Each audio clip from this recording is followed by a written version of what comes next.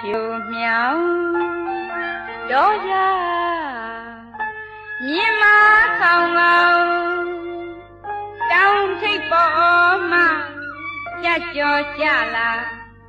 သိရင်စမ်းရင်ပမောင်ကြီးလေးများများလာပြီလားမိဘနှစ်ဖြာသာသမီအပေါ်မှာနှစ်ကာရာချစ်တဲ့မြတ်တာတီရာရင်ရင်ပမောင်အသွင်သွင်စီကြလေ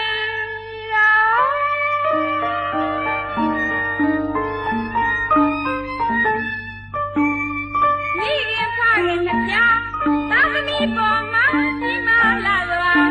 မြတ်တာပွားမှာခရုဏာချစ်အားတန်ရပြီလား